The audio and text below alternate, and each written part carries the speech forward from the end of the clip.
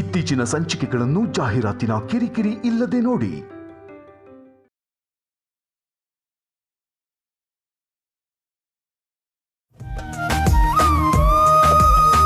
ಅಲ್ಲ ನಿಖಿಲ್, ನಿನ್ riding business ಹೇಗಿದೆ? ಚೆನ್ನಾಗಿದೆ ಸರ್. ನಿಮ್ಮ ಸಹಾಯದಿಂದ 4 ರೂಪಾಯಿ ಸಂಪಾದನೆ ಮಾಡೋಕ್ಕಾಗ್ತಾ ಇದೆ. ಅದರಲ್ಲಿ ನನ್ನ ಸಹಾಯ ಏನಿದೆಯಪ್ಪ? ಎಲ್ಲ ನಿನ್ ಕಷ್ಟನೇ. ಕಷ್ಟಪಟ್ರೆ ಅಲ್ವಾ ದುಡ್ಡು ಬರೋದು. ಹೀಗೆ ಕತೆ ಹೇಳ್ಕೊಂಡು ಕೂತಿದ್ರೆ ಎಲ್ಲಿ ಬರುತ್ತೆ?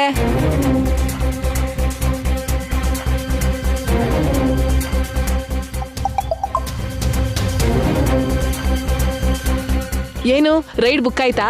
ಹೌದು. ಇನ್ನು ಟಿಫಿನ್ ಆಗಿಲ್ವಲ್ಲ, ಕ್ಯಾನ್ಸಲ್ ಮಾಡ್ತೀನಿರು. ಬುದ್ಧಿ ಇದೆಯಾ ನಿನ್ಗೆ? ಬೆಳಿಗ್ಗೆನೆ ಬಂದಿರೋ ಬೋಣಿ ರೈಡ್ ನ ಯಾರಾದ್ರೂ ಕ್ಯಾನ್ಸಲ್ ಮಾಡ್ತಾರಾ? ಅಂದ್ರೆ ಇನ್ನು ಟಿಫಿನ್ ಆಗಿಲ್ವಲ್ಲ, ಅದಕ್ಕೆ. ಟಿಫಿನ್ ನ ದಾರಿಲಿ ಎಲ್ಲೋ ತಿಂದ್ರೆ ಆಯ್ತು, ಅದಕ್ಕೋಸ್ಕರ ಬರೋ ದುಡ್ಡನ್ನ ಕಳ್ಕೊತೀಯಾ? ಅಲ್ದೆ ಒಂದ್ ಹೊತ್ತು ಟಿಫಿನ್ ತಿಂದೆ ಹೋದ್ರೆ ಏನ್ ಸಾಯ್ತೀಯಾ? ಏನ್ ಇನ್ನು ಹಾಗೆ ನೋಡ್ತಿದ್ಯಾ? ಬೇಗ ರೈಡ್ಗೆ ಹೋಗು. ಆಗ್ಲಿ.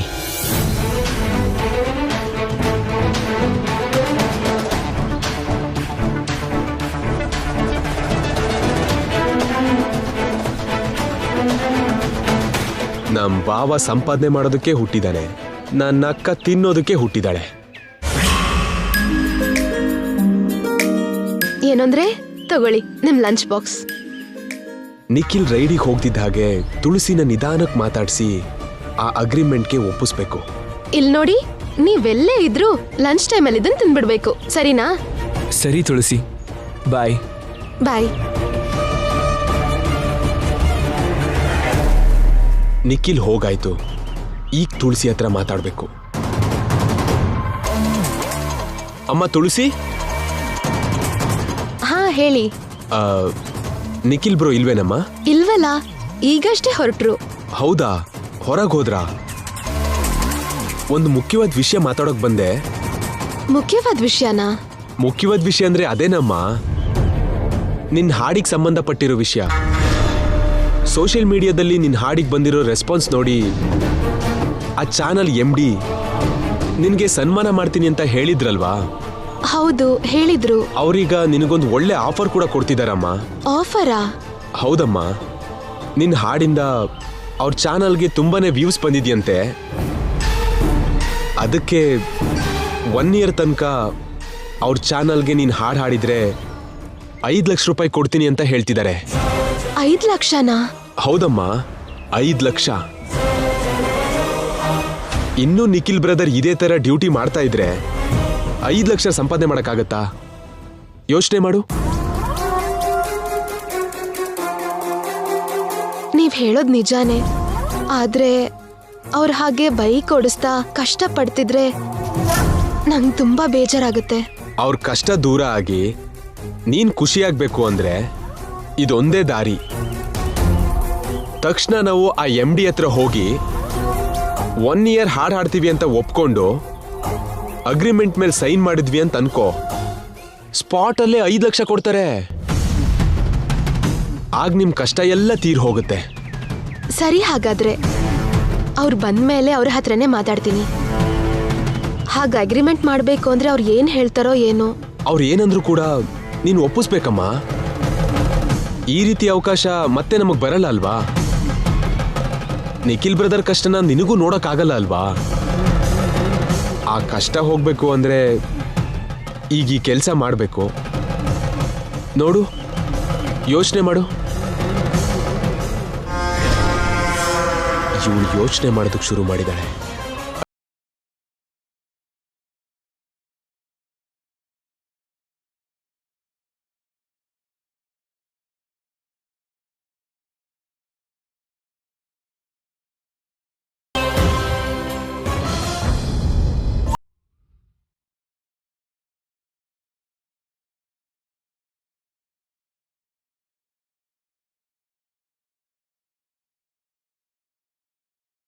ಇನ್ನೂ ನಿಖಿಲ್ ಬ್ರದರ್ ಇದೇ ತರ ಡ್ಯೂಟಿ ಮಾಡ್ತಾ ಇದ್ರೆ 5 ಲಕ್ಷ ಸಂಪಾದನೆ ಮಾಡಕ್ಕಾಗತ್ತಾ?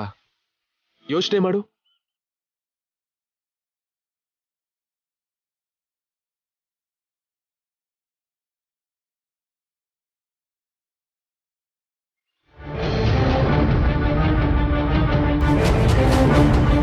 ಓಕೆ ಆಗಲಿ, thank you. Excuse me, yes 2 days back ನಮ್ಮ ಮಮ್ಮಿನ ಡಿಸ್ಚಾರ್ಜ್ ಮಾಡಿ ಕರ್ಕೊಂಡು ಹೋಗಿದ್ದೀವಿ. ಸರಿ. ನಮ್ಮ ಮಮ್ಮಿಗೆ 2 ವ್ಯಕ್ತಿಗಳು ಬ್ಲಡ್ ಡೊನೇಟ್ ಮಾಡಿದ್ರು. ಹೌದಾ? ಅವ್ರ ಅಡ್ರೆಸ್ ಸ್ವಲ್ಪ ಹೇಳ್ತೀರಾ? ನಿಮ್ಮ ತಾಯಿ ಹೆಸರೇನು? ವಸಂತ. 1 minute sir.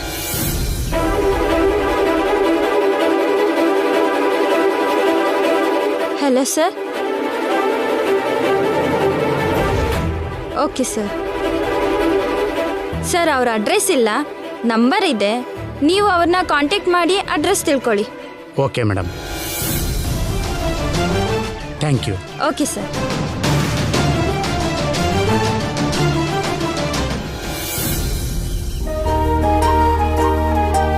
ಮಮ್ಮಿ, ಬಂದ್ಯಾಪ್ಪ? ನನಗೆ ರಕ್ತ ಕೊಟ್ಟವ್ರ ಅಡ್ರೆಸ್ಸು ತಗೊಂಡ್ ಬಂದ್ಯಾ? ಅಡ್ರೆಸ್ ಗೊತ್ತಾಗ್ಲಿಲ್ಲ ಮಮ್ಮಿ, ಆದರೆ ಅವ್ರ ಫೋನ್ ನಂಬರ್ ಸಿಕ್ಕಿದೆ. ಹೌದಾ? ಹಾಗಾದ್ರೆ ಒಂದ್ಸಲ ಫೋನ್ ಮಾಡಪ್ಪ, ಅವ್ರ ಹತ್ರ ಮಾತಾಡ್ತೀನಿ. Okay mummy.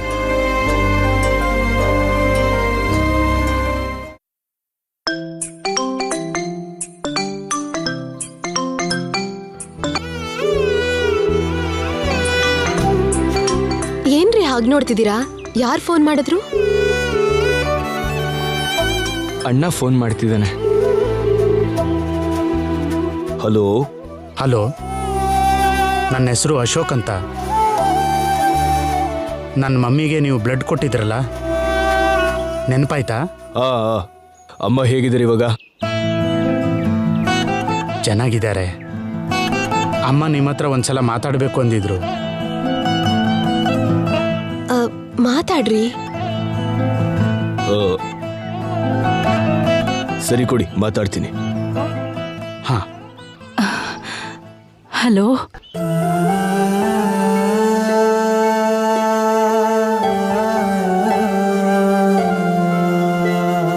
ಹಲೋ. ಹಲೋ, ನಮಸ್ಕಾರನಮ್ಮ. ನಮಸ್ಕಾರನಪ್ಪ. ಅಯ್ಯೋ, ನೀವು ನನಗೆ ನಮಸ್ಕಾರ ಹೇಳ್ಬಾರ್ದು ಅಮ್ಮ. ತಾಯಿ ಸಮಾನರು ನೀವು ನನಗೆ ನಮಸ್ಕಾರ ಹೇಳ್ಬಾರ್ದು. ನಾನ್ ನಿಮ್ಗೆ ತಾಯಿ ಹಾಗಾದ್ರೆ ನೀವ್ ನನಗೆ ದೇವ್ರ ಹಾಗಪ್ಪ.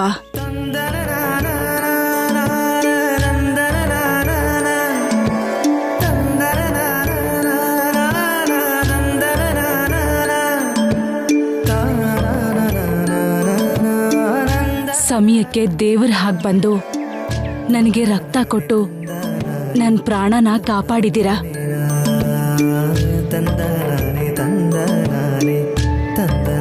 ಅಂಥ ದೇವರಿಗೆ ನಮಸ್ಕಾರ ಮಾಡಿದ್ರೆ ತಪ್ಪೇನಿದೆಯಪ್ಪ? ನಿಮ್ಮ ಆರೋಗ್ಯ ಹೇಗಿದೆಯಮ್ಮ? ಪರವಾಗಿಲ್ಲಪ್ಪ, ಆರೋಗ್ಯವಾಗಿದ್ದೀನಿ.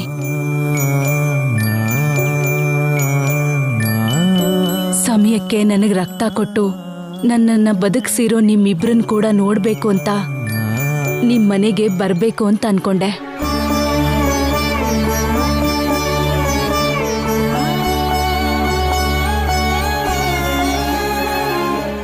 ಆದ್ರೆ ದೇಹ ಸಹಕರಿಸ್ತಾ ಇಲ್ಲ, ಅದಕ್ಕೆ ಬರೋಕ್ಕಾಗ್ತಾ ಇಲ್ಲಪ್ಪ.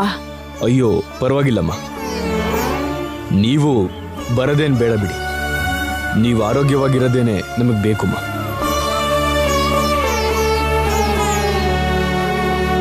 ನೀನ್ ಹೀಗೆ ಅಮ್ಮ ಅಮ್ಮ ಅಂತ ಕರೀತಿದ್ರೆ ನನ್ನ ಮಕ್ಕಳೇ ನನ್ನನ್ನ ಕರೆದಾಗ ಅನಿಸ್ತಿದ್ಯಪ್ಪ.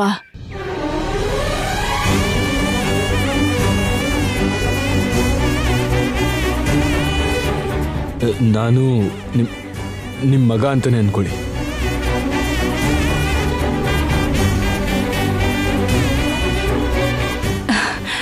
ಸಂತೋಷನಪ್ಪ, ತುಂಬಾ ಸಂತೋಷ. ಒಂದ್ಸಲ ನಿಮ್ಮನ್ನ ನೋಡ್ಬೇಕು ಅನಿಸ್ತಿದ್ಯಪ್ಪ. ನಿಮ್ಗೇನು ಅಭ್ಯಂತರ ಇಲ್ಲದೆ ಇದ್ರೆ ಒಂದ್ಸಲ ನಮ್ಮ ಮನೆಗೆ ಬಂದು ಹೋಗ್ತೀರಾ? ಅಂದ್ರೆ ಅದು ಅಭ್ಯಂತರ ಅಂದ್ರೆ ಅದು ನಿಮ್ಮಂತ ಹಿರಿಯರ್ನ ಬಂದು ನೋಡೋದಿಕ್ಕೆ ನಮ್ಗೇನು ಅಭ್ಯಂತರ ಇರುತ್ತಮ್ಮ?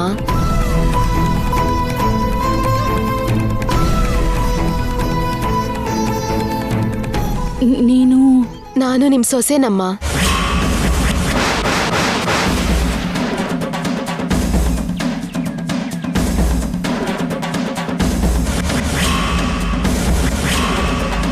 ಅಂದ್ರೆ ಅವ್ರು ನಿಮ್ಮನ್ನ ಅಮ್ಮ ಅಂತ ಕರೆದ್ರಲ್ವಾ, ಆಗ ನಾನ್ ನಿಮ್ಗೆ ಸೊಸೆನೇ ಆಗ್ಬೇಕಲ್ಲ. ನೀವಿಷ್ಟು ಅಭಿಮಾನದಿಂದ ಮಾತಾಡ್ತಿದ್ರೆ ನನ್ನ ಸ್ವಂತ ಮಗ ಸೊಸೆ ಹತ್ರ ನಾನು ಮಾತಾಡ್ತಿದ್ದೀನೇನೋ ಅನ್ನಿಸ್ತಿದೆ. ಅದು ನಮ್ಮ ಅದೃಷ್ಟ. ಟೈಮ್ ಮಾಡ್ಕೊಂಡು ನೀನೊಂದ್ಸಲ ನಿನ್ ಗಂಡನ್ ಕರ್ಕೊಂಡು ನಮ್ಮ ಮನೆಗೆ ಬರ್ಬೇಕಮ್ಮ.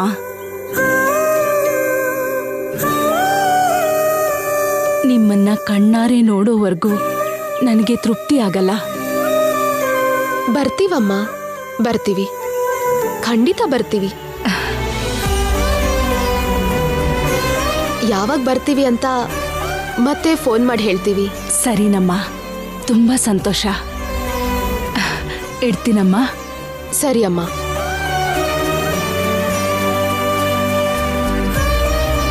ಬರ್ತೀನಿ ಅಂದ್ರಪ್ಪ, ಖಂಡಿತ ಬರ್ತಾರೆ. ಏನ್ ಶ್ಯಾಮ ಇದು? ನಾವು ಅಮ್ಮನ ಮುಂದೆ ಹೇಗೆ ಹೋಗೋದು? ಹೇಗಾದ್ರೂ ಹೋಗ್ಲೇಬೇಕ್ರಿ. ಅತ್ತೆ ನಮ್ಮನ್ನ ನೋಡ್ಬೇಕು ಅಂತ ಹೇಳಿದ್ರಲ್ಲ, ಹೋಗ್ಲೇಬೇಕು. ಅಲ್ಲಿ ಹೋದ್ರೆ ಮಾವನ ಆರೋಗ್ಯ ಈಗ ಹೇಗಿದೆ ಅಂತ ನಾವು ನಮ್ ಕಣ್ಣಾರೆ ನೋಡ್ಬೋದು.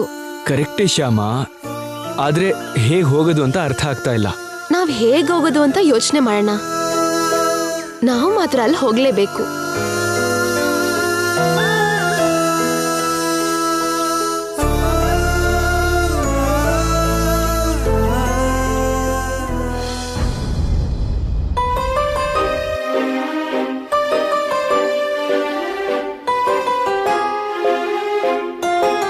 ಅತ್ತೆ, ಸ್ವಲ್ಪ ಊಟ ಮಾಡಿ.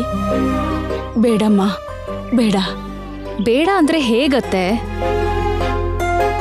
ನೀವು ವೆಜಿಟೇಬಲ್ಸ್, ಫ್ರೂಟ್ ಜ್ಯೂಸ್, ಊಟ ಟೈಮ್ ಪ್ರಕಾರ ಮಾಡಬೇಕು ಅಂತ ಡಾಕ್ಟರ್ ಹೇಳಿದಾರಲ್ವಾ?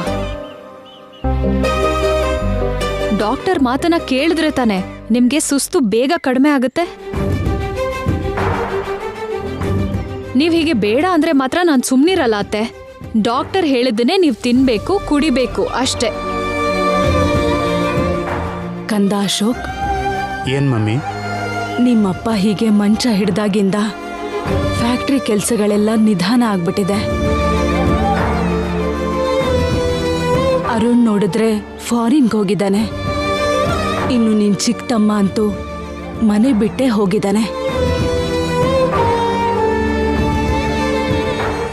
ಇರೋನು ನೀನೊಬ್ನೇ.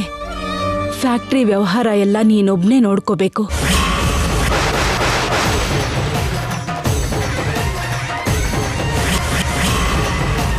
ನಾಳೆಯಿಂದ ಫ್ಯಾಕ್ಟ್ರಿಗೆ ಹೋಗೋಕೆ ಶುರು ಮಾಡು ಕಂದ. ಸರಿ ಮಮ್ಮಿ. ಇಷ್ಟು ದಿನ ನೀವು 4 ಜನ ಸೇರಿ ಫ್ಯಾಕ್ಟ್ರಿ ವ್ಯವಹಾರ ಎಲ್ಲ ನೋಡ್ಕೋತಿದ್ರಿ. ಈಗ ನೀನು ಒಂಟಿ ಆಗ್ಬಿಟ್ಟಿದೀಯ.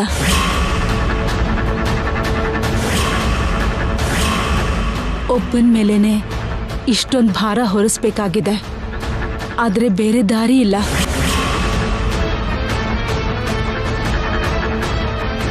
ಪರವಾಗಿಲ್ಲ ಮಮ್ಮಿ, ಫ್ಯಾಕ್ಟ್ರಿ ವ್ಯವಹಾರ ಎಲ್ಲ ನಾನು ನೋಡ್ಕೋತೀನಿ. ನೀವು ಆರಾಮಾಗಿರಿ. ನೀವು ಆ ವಿಷಯಕ್ಕೆ ಟೆನ್ಷನ್ ಮಾಡ್ಕೋಬೇಡಿ. ಟೆನ್ಷನ್ ಅವ್ರಿಗಲ್ಲ, ನನಗೆ. ನನ್ನ ಕೈಗೆ ಬರ್ಬೇಕಾಗಿದ್ದ ಫ್ಯಾಕ್ಟ್ರಿ ಕಂಟ್ರೋಲು ನಿನ್ನ ಕೈಗೆ ಬರ್ತಿದ್ಯಲ್ಲ, ಅದಕ್ಕೆ ನನಗೆ ಟೆನ್ಷನ್ ಆಗ್ತಿದೆ.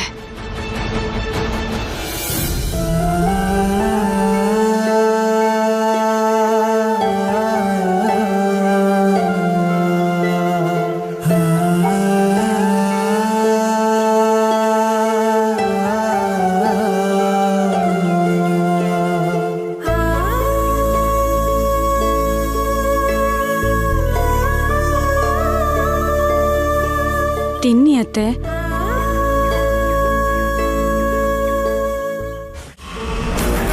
ಛೇ, ಬಿಡಬಾರ್ದು. ಫ್ಯಾಕ್ಟ್ರಿ ವ್ಯವಹಾರ ಭಾವ ನೋಡ್ಕೊಳ್ಳೋದಕ್ಕೆ ಬಿಡಬಾರ್ದು. ಏನಾದರೂ ಮಾಡಿ ಅವರಿಗೆ ಅಡ್ಡಿ ಹಾಕಬೇಕು. ಹೇಗೆ?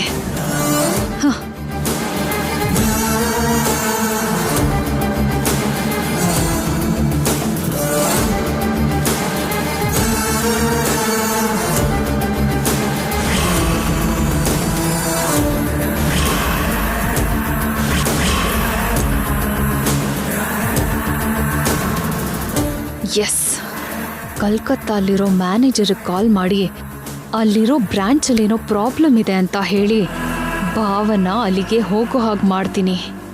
ಎಸ್.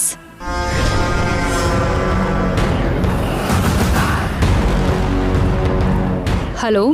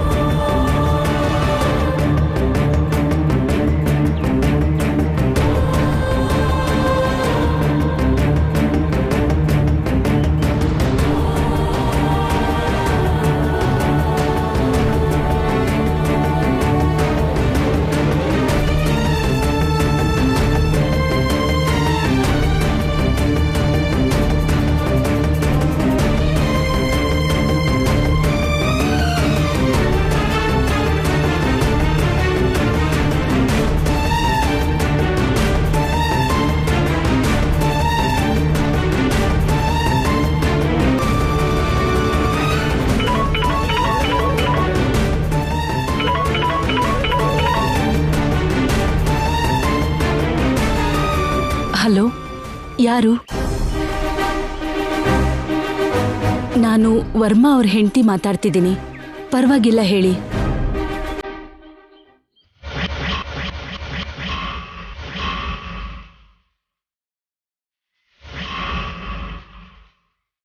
ಹೌದಾ? ಹಾಗ ಯಾವಾಗ? ಓಕೆ ಓಕೆ, ಸರಿ, ನನ್ನ ಮಗನ್ಗೆ ಹೇಳ್ತೀನಿ.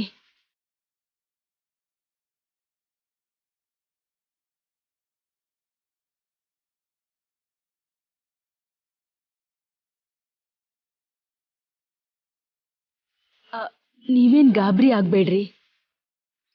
ಅಶೋಕ್ ಅವ್ರ ಫ್ರೆಂಡ್ ಯಾರೋ ಫೋನ್ ಮಾಡಿದ್ರು ಅಷ್ಟೇ. ನೀವು ಆರಾಮಾಗಿ ಮಲ್ಕೊಳ್ಳಿ. ಅಶೋಕ್ಗೆ ಅವನ ಫ್ರೆಂಡ್ ಫೋನ್ ಮಾಡಿದ್ದ ಅಂತ ಹೇಳ್ಬರ್ತೀನಿ.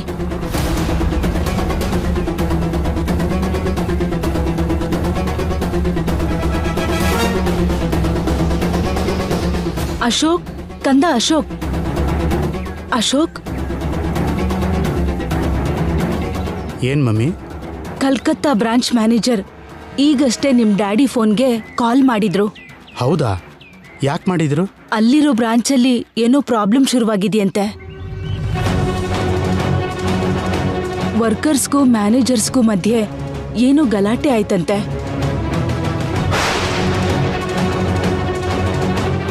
ಮ್ಯಾನೇಜರ್ ಮೇಲೆ ವರ್ಕರ್ ಕೈ ಮಾಡಿದ್ನಂತೆ. ಮ್ಯಾನೇಜರ್ ಕೂಡ ಅದಕ್ಕೆ ತಿರುಗಿ ಹೊಡೆದಿದ್ದಾರಂತೆ.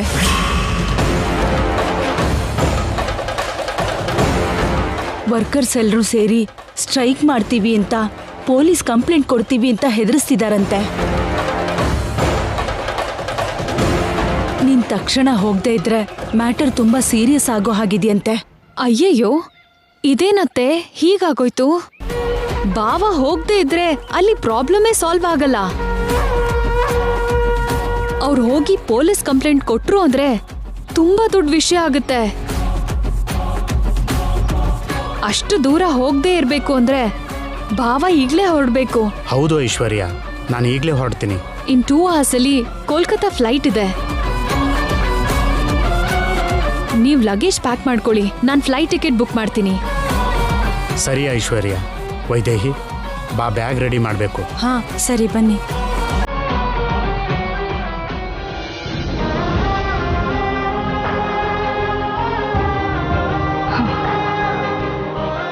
ಏನು ಎಲ್ಲ ಒಂದೇ ಸಲ ಬಂದು ಬೀಳ್ತಿದೆ. ಬಂದು ಬೀಳಲಿಲ್ಲ, ಬೀಳೋ ಹಾಗೆ ನಾನೇ ಮಾಡ್ದೆ ಅತ್ತೆ.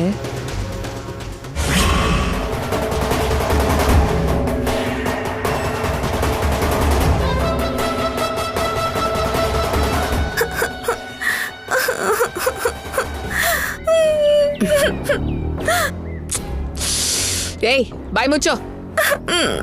ನಿನ್ನ ಅಪ್ಪ ಅಮ್ಮ ಬರೋ ತನಕ ನೀನ್ ಬಾಯ್ ಬಿಟ್ಯೋ, ಸೂಜಿ ದಾರ ತಗೊಂಡ್ಬಂದ್ ನಿನ್ ಬಾಯ್ ಹೊಲ್ಬಿಡ್ತೀನಿ. ಹುಷಾರ್. ಸಂಧ್ಯಾ ಸಂಧ್ಯಾ ಸಂಧ್ಯಾ ಸಂಧ್ಯಾ ಅಮ್ಮ ಮಗಳೇ ಸಂಧ್ಯಾ ಸಂಧ್ಯಾ ಆ ನಿಂತ್ಕೊಳ್ಳಿ. ಇದೇನ್ ಮನಜಾಕ್ಷಿ ಸ್ಕೂಲಿಂದ ನನ್ನ ಮಗಳನ್ನ ಕರ್ಕೊಂಬಂದ್ಯಂತೆ ಯಾಕೆ? ಯಾಕ ನಿಮ್ ಕಷ್ಟ ಕಡಿಮೆ ಮಾಡೋಣ ಅಂತ? ನಮ್ ಕಷ್ಟ ಯಾಕೆ ಕಡಿಮೆ ಮಾಡ್ಬೇಕು? ಏನಿದ್ಯಾ ಪಾಪ ದಿನ ನಿಮ್ ಪಾಪುನ ಸ್ಕೂಲಿಗೆ ಬಿಡೋದಕ್ಕೆ ಸ್ಕೂಲಿಂದ ಕರ್ಕೊಂಡ್ ಬರೋದಕ್ಕೆ ಅಷ್ಟು ದೂರದಿಂದ ಕಷ್ಟಪಟ್ಟು ಬರ್ತಿರಲ್ಲ.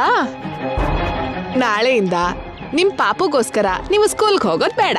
ಯಾಕೆ ಮನಜಾಕ್ಷಿ? ಯಾಕ ನೀವ್ ನನ್ನ ಹತ್ರ ತಗೊಂಡಿರೋ ಸಾಲನ ಬಡ್ಡಿ ಸಮೇತ ತೀರ್ಸೋ ತನಕ ನಿಮ್ ಪಾಪು ಸ್ಕೂಲಿಗೆ ಹೋಗಲ್ಲ. ಏನು ಹಾಗ್ ಮುಖ ಮುಖ ನೋಡ್ಕೋತಿದ್ದೀರಾ? ಅರ್ಥ ಆಗ್ಲಿಲ್ವಾ?